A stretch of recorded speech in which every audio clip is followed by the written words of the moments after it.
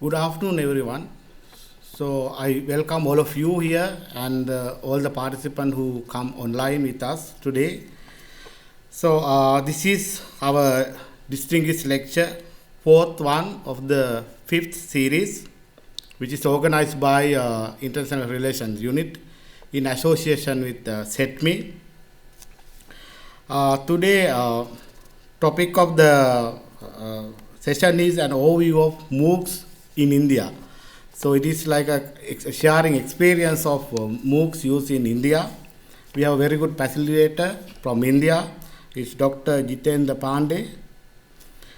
And as you know, so in India with very big population of 1.34 billion, so you need very effective method to address education and learning in massive scale. So I think MOOCs is really useful for India. So it is becoming very popular all over the world.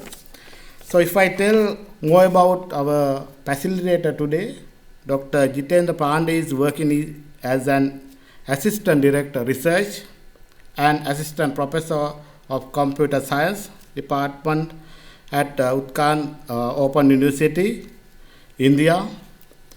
He has credited more than 9 research papers in international journals, 12 papers in conference proceedings, and 3 referred books.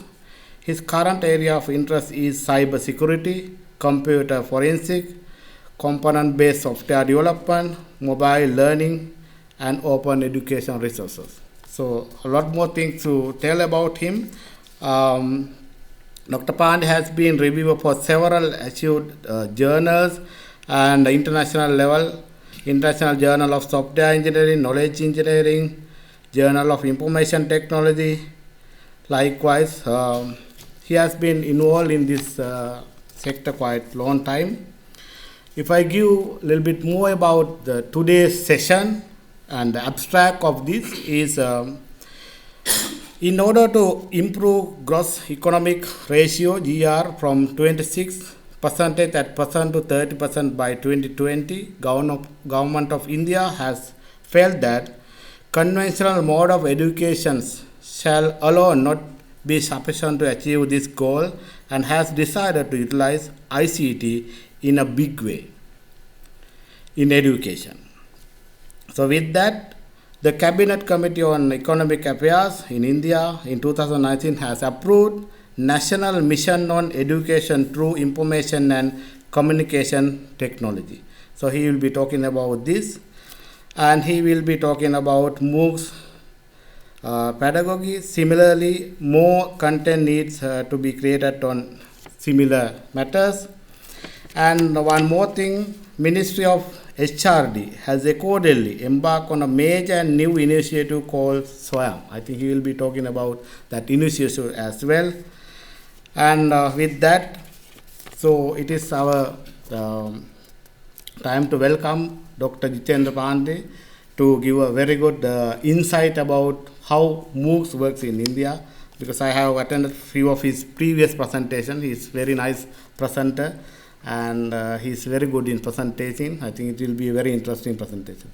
Dr. Jitendra Pandey, so stage is over to you. Thank you. Hello, everybody. First of all, let me take this opportunity to thank the management, higher management, senior management of Open University of Sri Lanka to provide me this opportunity to come here and to complete my fellowship here. So first of all, I'll give my introduction. I am Dr. Jitendra Pandey, and I'm working as an assistant professor in Department of Computer Science at Uttarakhand Open University, Haldwani, Uttarakhand. I'm also working as a deputy director for online program cell, and apart from that, I am head of ICT department in my university. By education, I am an engineer. I did my Bachelor of Engineering in Computer Science and Engineering, and followed by that I did my Master's in Technology in Computer Science and Engineering, and I also did my PhD in Software Engineering. I have around 14 years of experience in face-to-face as well as open and distance learning. And I worked in an IT industry for a very brief period of 2 years. My area of interest is open educational resources, MOOC, education technology, cybersecurity, computer forensic, and component-based software development. So a small introduction about the place where I live. I am from Uttarakhand, which is one of the small states which was created and which was carved out from a bigger state known as Uttar Pradesh in 1999. So I live in Uttarakhand, which is in the north part of India.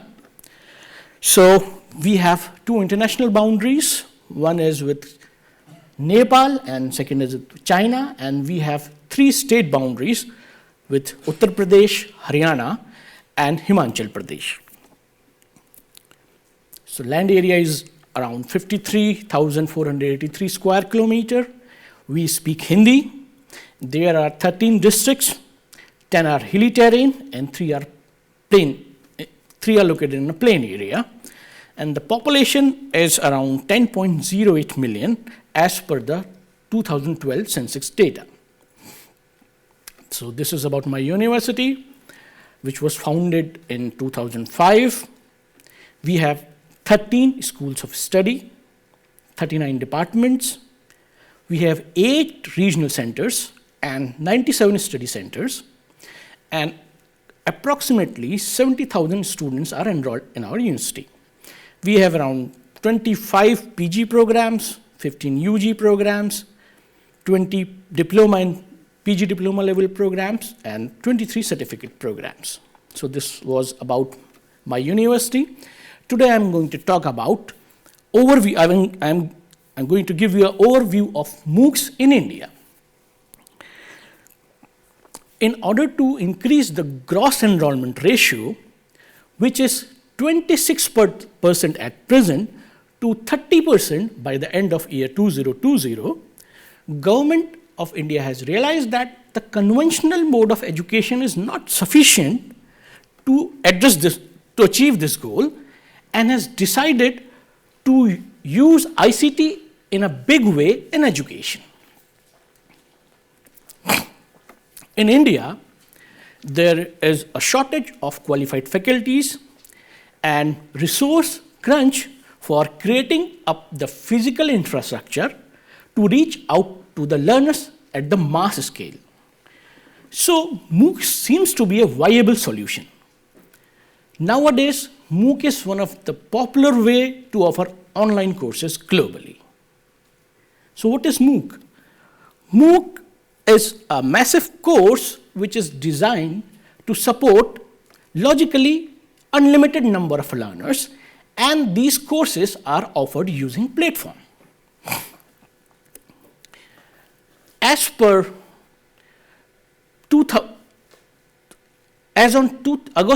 December 2016, there were around 58 million learners enrolled in MOOCs provided by around 700 universities and approximately 7,000 courses provided by various providers like edX, Coursera, and Udacity. India, after the US, is dominating the global growth in enrollment, accounting to around 0.9 million learners in edX, and these 0.9 million learners constitute 27% of the total enrollment edX have. Similarly, we have around 1.5 million learners in Coursera, 1.3 million learners in Udacity. So in India, institutions with organizational capabilities is trying to address the growing need of the learners by offering online courses. Some of the projects or the institutions which are offering online courses are NPTEL, MOOCkit, IIT-BX, and recently we have launched SWAYAM.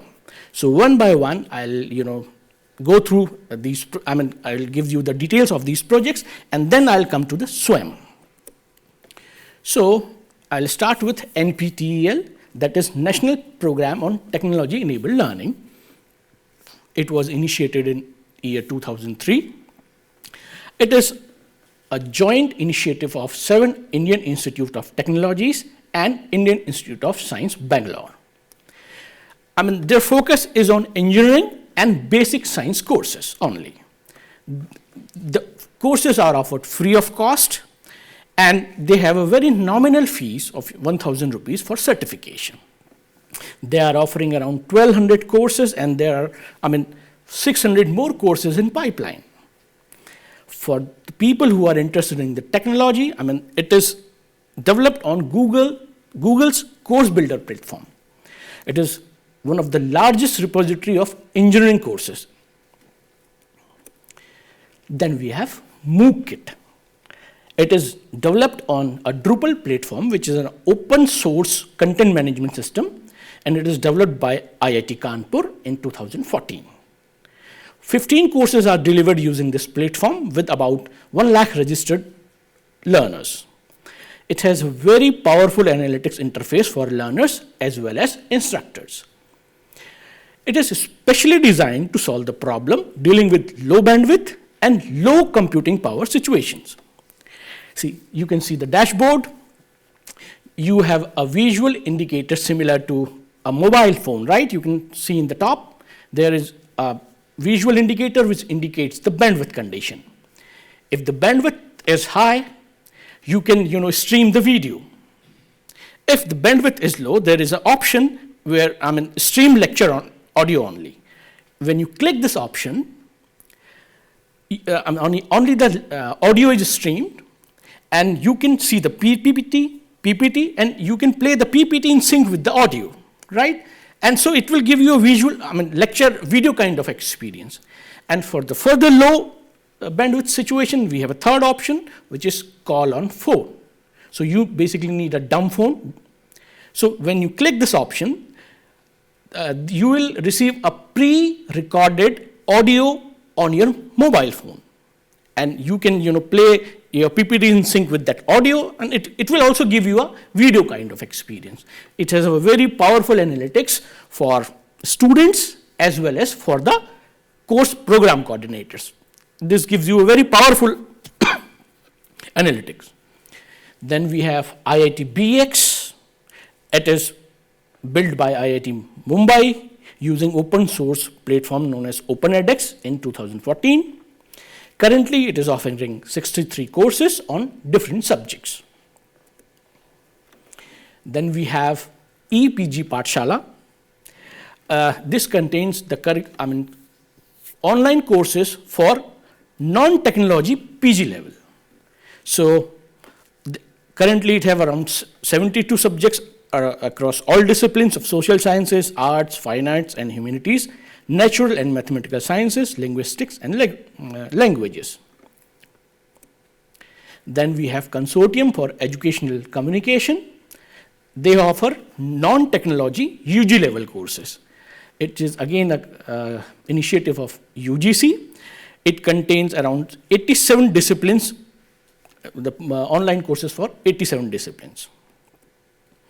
Then we have IIMBX. It is developed on edX platform. It offers free MOOCs and micro-masters programs in a wide range of disciplines to a worldwide student body. IIMBX started its journey in August 2014, has reached out to over 8 lakh learners in 190 countries. IIMB partnered with TCS ION to facilitate the proctored examination for IIMBX MOOC courses.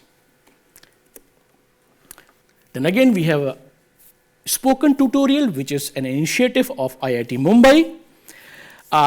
The focus is on free and open source software. This platform contains the video lectures for the softwares, free and open softwares. Then recently, in 2016, Government of India has launched a new platform known as Swayam. So we already had so many platforms. Why this new platform Swayam is required? So the answer is, as I have already pointed out, there were so many platforms available for, they cater to different subjects, different area. So, I mean, most of the students, they got confused. I mean, which type of content are available in which platform. And most of the time, they are not aware of the availability of another platform also, right? Then there is a lack of synergy and integration between them. And most important is, most of the time, the good teachers, the best teachers are located in the Tier 1 institution, which are located in the Tier 1 cities. So the students who belongs to Tier 2 or Tier 3 cities, if they want to have, they want the lectures from good institutions, good teachers, they don't have any way. So now the SWAYAM give them the freedom to choose their own teacher. A student from a Tier 2 or Tier 3 city can choose his own teacher using this platform, because this platform contains the lectures from the top teachers of the country. So it gives them the flexibility. So all the courses that are offered through SWAYAM are free of cost. It caters the whole range, starting from school education to PG level. And even now, the refresher courses for teachers, annual refresher courses for teachers are also hosted in this platform. And there are around 190,000 plus registered users. It is functional since 16th November 2016, and more than 700 MOOCs are uploaded. So all the MOOCs that are hosted on SWAYAM follow the 4-quadrant approach. 4 quadrants are, the first quadrant is video, high quality video lectures and multimedia instructions and lectures by the best teachers. Second quadrant is the supporting text material. Third quadrant is assignments. And fourth quadrant is discussion forum. Now recently they have added the 5th quadrant also, that is transcript. They go through a proctored examination and mark sheets are also issued to them. So we have 5 quadrants. So every course that is hosted on SWAYAM platform, they have all these 5 quadrants. So it is a indigenous platform. It is developed by AICT, and those who are interested in the technical details, these are the details. The operating system is Windows Server 2016 Enterprise Edition. Then the development language is C#. It supports, Android, iOS, and Windows-based apps also. The most important thing is, this is designed to support 30 million users with 10 lakh concurrent connections. It is humongous. So there are national partners to MOOC. See, for non-technology post-graduation degree programs, UGC is the partner, national coordinator. NPTEL, which is coordinated by IIT Madras, it deals with technology or engineering UG and PG degree programs. CEC for non-technology UG programs. Similarly, NIOS and NCERT for school level programs. AICT for foreign university courses and others. Because AICT is the owner. IGNOU is responsible for diploma and certificate programs. IIM Bangalore is the national coordinator for management programs. And NITTR Chennai is for teacher training programs. So these are the technical standards. They have, defined technical. They have defined standards in technical as well as academic terms. Ranging from the video quality to sound quality to the, interaction that is required in the lecture. Everything is defined in the guidelines that were issued in year 2017. And we have a SWAYAM board to and power to take decision for a smooth running of Swayam and Swayam Prabha course. Swayam Prabha is it is a DTH channel which offers, these video lectures are streamed in DTH channel also. All the courses that are available in Swayam, the video are broadcasted in the DTH channel also. And one important thing, all the courses that are hosted on Swayam, they are based on model curriculum. I'll come back to this model curriculum point afterwards. So now about student engagement, there are two types of courses that are available in Swayam. One is credit-based courses and second is self-paced courses. Self-paced courses are just for skill enhancement. For credit-based courses, you are awarded a credit also. So the engagement is such, for every week, we have 2 to 3 hours of lectures, which is, apart from the lectures, a supplementary reading material is also required. It is also provided. The lectures are broken into small modules. After every module, you have a MCQ type of quiz.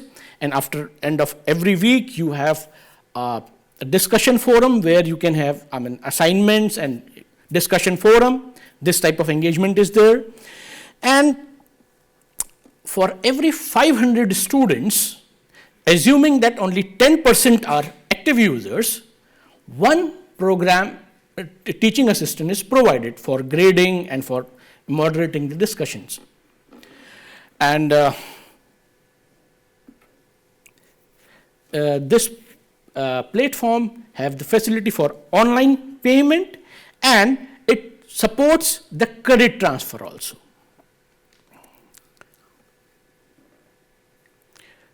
Not only, this platform is useful for the distance education, it is integrated with the conventional education. UGC gadget notification, UGC through its gadget notification on 19th July 2016, the gadget notification on credit framework for online courses, they brought a regulation, and there are around 903 universities in India, 39,050 colleges, 10,011 standalone training institutes.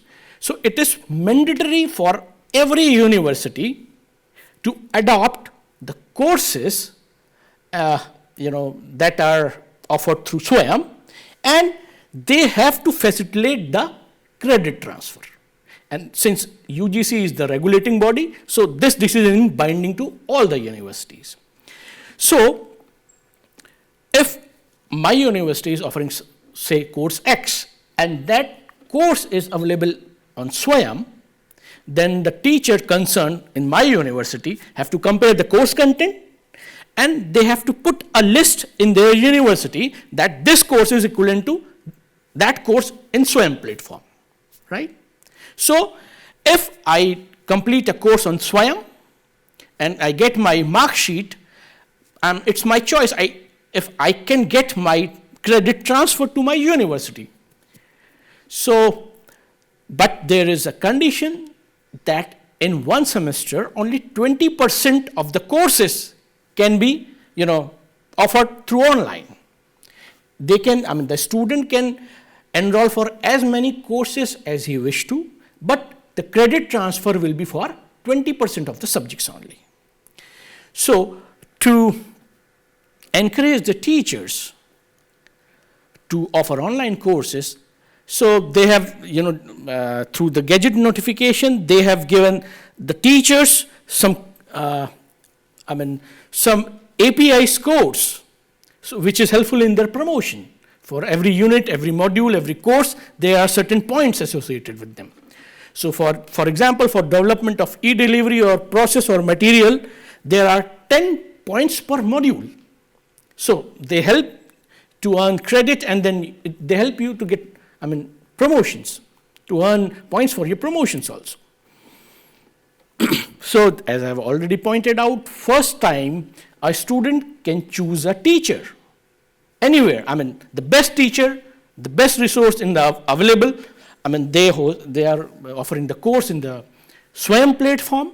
So, I mean, the student have the flexibility to learn the subject from his local teacher or from the best teacher. I mean, the local teacher can also be the best teacher, but he have a choice now. So this is how you can, register to a SWAYAM platform. First of all, you have to log into the SWAYAM platform. You can use your Google ID, you can use your Facebook ID, you can use your Microsoft ID. So once you are enrolled in the platform, now you have to choose the course and enroll yourself in that course.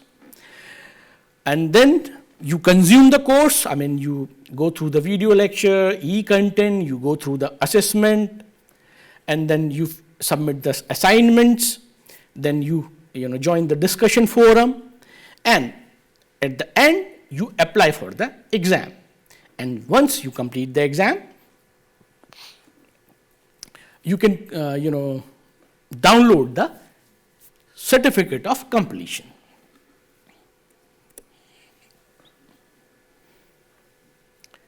The most important thing is SWAYAM courses are open to foreign students also. There is no geographical restrictions. I mean, any student, any learner from any part of the world can join SWAYAM, because we don't require any national identity to enroll in these courses. So some of the foreign institutions are also offering courses through SWAYAM. We have MOU with British Council. We have, we have collaboration with some UK universities. We have collaboration with Australian universities. We have even collaborated with Simca. I mean, they are offering some skill-based courses that are hosted on SWAYAM. Certification through SWAYAM. I mean, I have already discussed that we have added a fifth quadrant, that is certification also, transcript. So we conduct examination, proctored examination, which is conducted by an independent third party, that is a government agency known as National Testing Agency. So the responsibility of National Testing Agency is to conduct the examination and transfer those marks to the program coordinator, right? So once they, earn they complete the course, they earn that certificate. So the host university issue the transcript. So once that transcript is issued, the learner can go to his own university and ask for the credit transfer. So I was talking about model curriculum. In India, we have different regulators for different type of education. For technical education, we have All India Council for Technical Education, or we call it AICTE. For non-technology UG and PG courses, we have UGC. For medical related field, we have MCI. Similarly, we have, so many agencies. So every regulator have developed a model curriculum for their domain. So since in India, everywhere the universities are autonomous, so they have their own syllabus, right? So now, and we have to revise our syllabus every 5 years. So now these regulators have developed a model curriculum for all the subjects. You can see this is UGC, undergraduate, postgraduate diploma. I clicked on undergraduate courses. There are, list of courses, syllabus for that particular course. So all the universities have to follow this model curriculum, but they can deviate 30% from the, the model syllabus, so that they have, uniqueness in their curriculum. And on the same hand, all the universities have at least 70% common syllabus. So to facilitate the credit transfer, until and unless the contents are same, credit transfer is not possible. So to take care of that, the regulators have developed the model curriculum for all the courses. Similarly, for UGC, you can see the list of subjects that, the model syllabus is available for. Model syllabus is available for these subjects in their website. And I was talking about the ordinance. that ordinance that UGC brought. This is the ordinance. I mean, where, SWAYAM, this is a SWAYAM ordinance where through which all the universities were instructed to honor the credit which are earned through SWAYAM. No university can say no because they all are governed by UGC. And they have, now they have similarity in the syllabus content also. So this is the UGC credit framework for online learning course through SWAYAM regulation 2016. So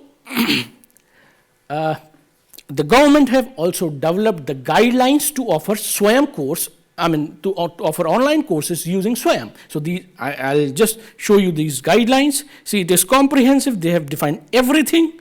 They have defined the process, technical specification, repurposing, features of MOOCs, instructions, systems for design of MOOC, quality assurance, until IPR, copyright handling, assessment and certification. Everything is defined in this document. See how these courses are awarded. Have I discussed? There are national coordinators for different type of courses for different domain. They advertise the expression of interest. Based on that expression of interest, the faculty from the universities, those who qualify the criteria, they apply for the project. They apply for that course in project mode, and they have to channelize that project proposal through the university. So if I am a teacher of X university, so I have to take approval from my board of studies, from my academic council, and then I'll float the proposal to the national coordinator. Based on, you have to submit a sample video. Based on that, they will evaluate your proposal, and they may or may not, call you for further elaboration if required. And based on that, they award you the proposal. And if you're, there are two categories. One is new course, one is repurposed course. As I have already told you that we have so many platforms. Suppose a course is already available on NPTEL. So, but that was developed using some different guidelines. And this SWAYAM platform has its own guidelines. So to repurpose that course to have these guidelines, the government is paying, 7.5 lakhs to repurpose the course and offer it SWAYAM. And second category is new courses. If you are selected, they'll transfer 13.5 lakhs to your university, and you have to develop the course from scratch. And they have defined everything. They have defined the video standard. They have defined the audio standard. If you have the infrastructure, you can shoot and record the lecture, prepare it, and submit it to the national coordinator after review process. And if you don't have, you can hire the infrastructure from outside, because payment provision already made. They have already transferred the money in your account. You have to follow the standard, and you get it recorded. See, this is the process that I already defined. Already explained. You have to apply it in the project mode. Then they'll review. They'll contact you, and then once a project is awarded, they'll transfer some money to your account, to your university account. These are the technical specifications for content development. They have defined everything, the camera and the recorder, the platform, the tools and the technology, everything they have defined. Editing process and standards, what are the recording standards, audio, video aspect ratio, module delivery, audio channel, font size, full screen, video frame, graphs, diagrams, everything, voice modulation, everything is defined. Even they have defined that to make the video interactive and attractive to the students, the face of the expert should not come more than 25% of the total video duration, to make so that they have beautiful animations and relevant diagrams, PowerPoint presentations to make it attractive for the learners. So utilization of equipment at institute, if you have, if you have those equipments, it's okay. If you don't have, you can upgrade your lab also. And if you don't have, you can hire the equipments from the outside. And if you don't have the studio, you don't want to hire, you can hire the whole studio outside and get it, you record your lecture and get it done. They have even defined the responsibilities of the subject matter expert, responsibility of the multimedia lab, repurposing the e-content. As I've already mentioned, that there are two kinds of courses. One is they are already existing, but they are not recorded as per the SWAYAM lectures, SWAYAM standards. So for repurposing, to re-record, to make it compatible to the SWAYAM standard, money is given. So these are the standards defined, and these are the features.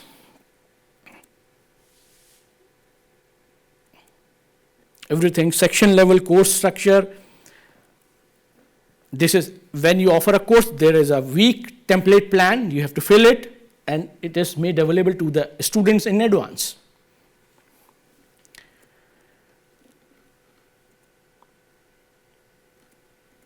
Now about financing the MOOCs. As I already told, we get around 13.5 lakhs for a single course. So this is the breakup. Cost of the course, cost includes video recording and editing, totaling 20 hours. 20 hours video is for 4 credit course. So depending on the number of credits, this figure and this amount is multiplied. So this is a standard for a 4 credit course. For a repurpose course, you get 6 lakh for recording and content creation. And for fresh content, you get 9 lakhs. Similarly, there is honorarium for the coordinator, program coordinator. He gets around 2 lakh rupees one-time payment for development of that course. And now you have to offer it also. Every time you offer, you get 1.5 lakhs rupees. For offering also, there is a different honorarium. For developing the course, there is a different honorarium. Then for every 500 students, we have one teaching associate. So 30,000 rupees for one teaching associate is reserved. Already it is paid to you. So they have to raise the bill, you pay it, and you submit the bill to the UGC. So they have defined everything beautifully. Even you have to get the course reviewed. For the review of lecture, 1,000 rupees is there. For technical review, 500 rupees per video you can pay. So they have defined everything. Even human resource support for the course, they have defined 2 lakh rupees. For conducting the awareness workshop also, there is a provision of 5 lakh rupees.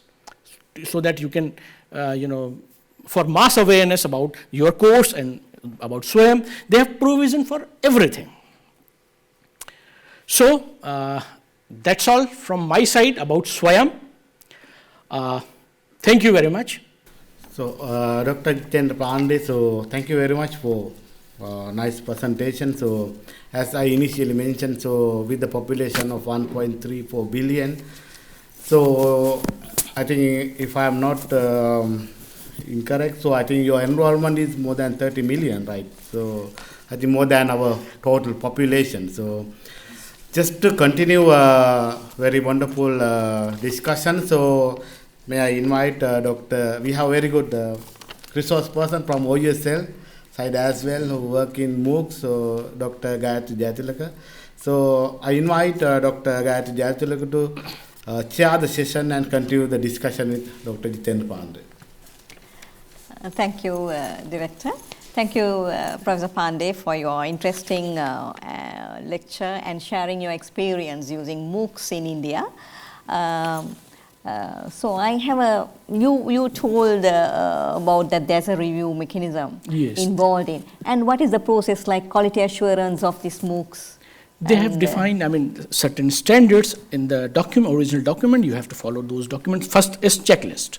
Right. Then in the mechanism itself, there is a provision of reviewer. You have to submit a list of reviewers. Once the course is complete, you will invite those reviewers, and they'll get it reviewed. Right. It's done by the UGC or the institute? At various levels, at the institute level. Right. This is at the institute level. And then we have to call 2 experts. One is content expert, one is from the editing angle, and third expert is from technical angle. So we call people and we get it reviewed. After that, we submit it to the national coordinator. Right. Say for diploma and certificate courses, IGNOU is the national coordinator. They review it at their level also. Okay. So, I mean, there are multiple levels where Levels. the, first is you have to follow the checklist, then external reviewers, and third is the review at the national level.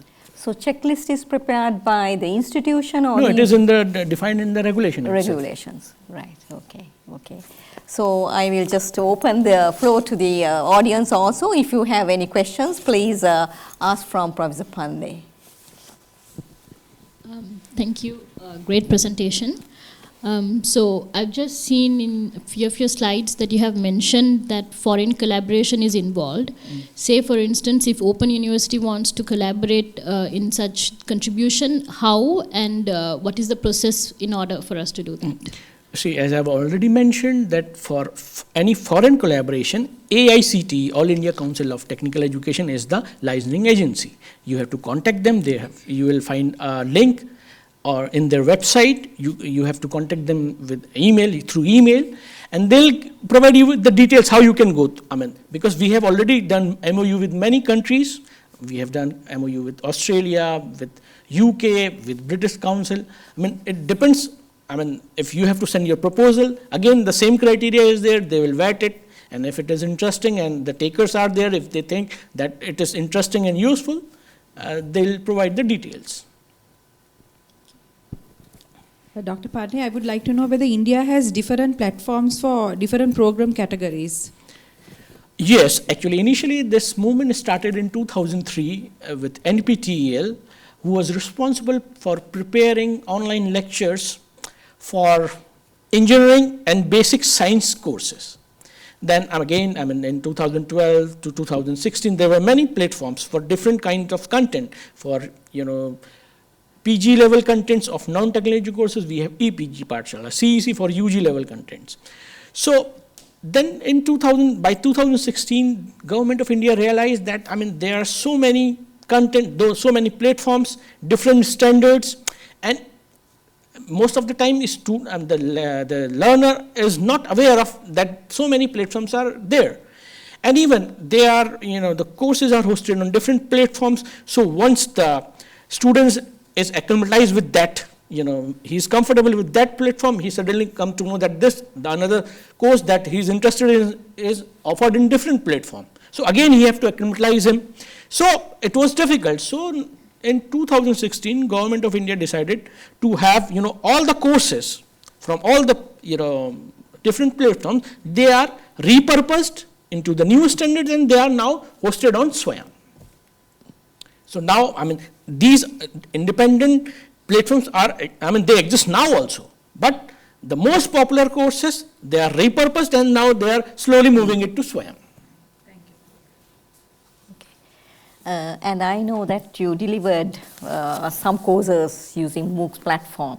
So we know that usually MOOCs, it's very difficult to keep the momentum and keep them complete the whole process. So what is your experience like? How did you manage to engage learners?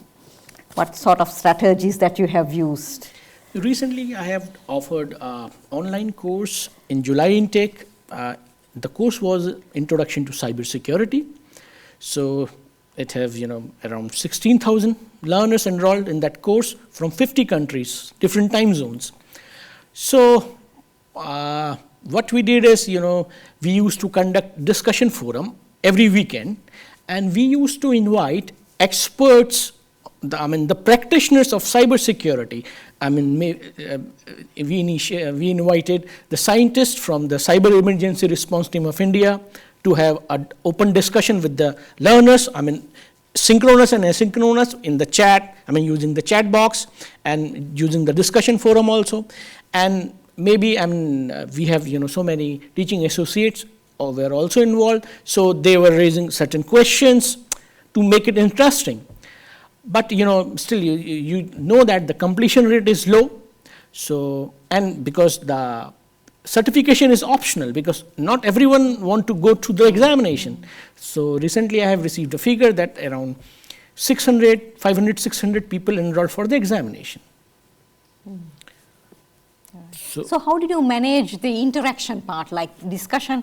Right, if it is 16 odd students, how do you manage, the interaction? Because and we have a team.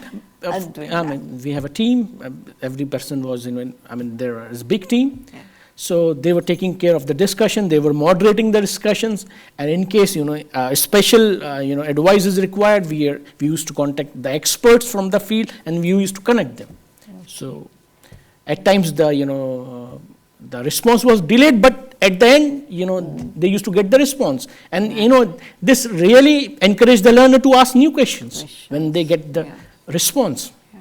So this was the key that we used to reply to, almost every mail or the response in the chat session, we have the mechanism.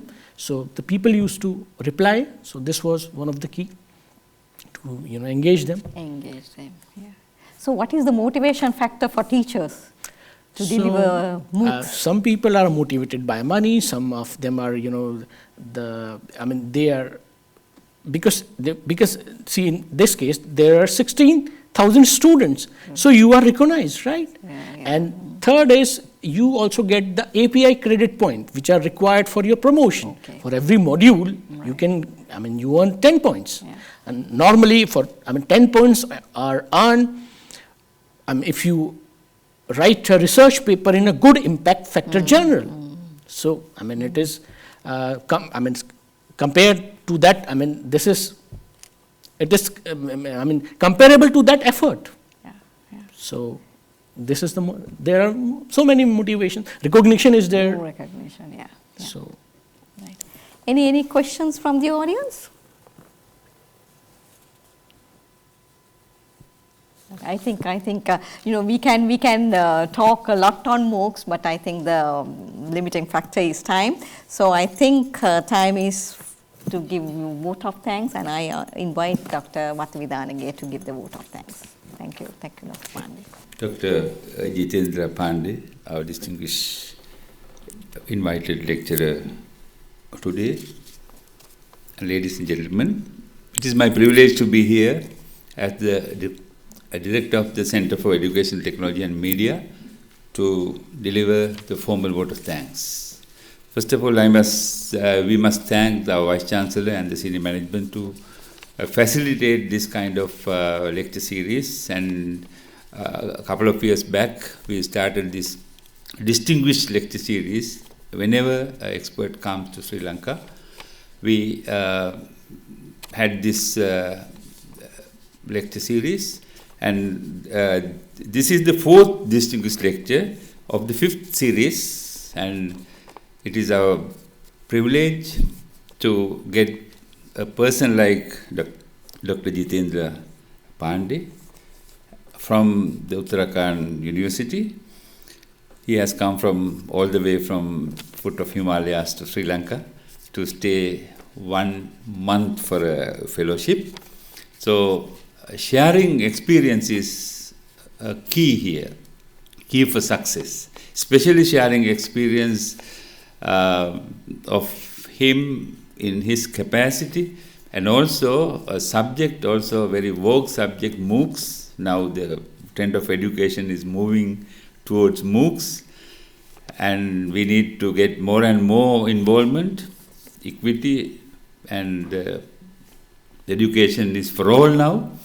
So it's very interesting lecture, how he did for his own university, and also how the central government of India helped to this kind of delivering courses through MOOCs, especially introducing SWAM-like national platform. So we can get a lot of experience, lots of inputs from his very valuable experience sharing session. And we all must thank Dr. Jitendra Pandey for his very valuable lecture. We'll give a round of applause to appreciate the normal way. And also I must thank Dr. Gayatri Jayatlaga, who is the head of academic and research unit of the Center for Education, Technology and Media. And this exercise we launched with 3 different stakeholders, mainly IRU, International Relations Unit, now headed by Dr. Tushara, and they are really organizing this part, and the technical support we need from IT unit. So we do live streaming. Anyone in the world from anywhere watch this lecture, and also later we upload this lecture to our OUSL Open YouTube. So anyone you want to refer this, even from your Uttarakhand University, your colleagues, that you can ask them to watch the lecture through Open University, Open YouTube website. And again, I must thank all the staff members of SETME, all technical staff. They did a marvelous job to live streaming with the people from IT unit, and also to upload to our YouTube.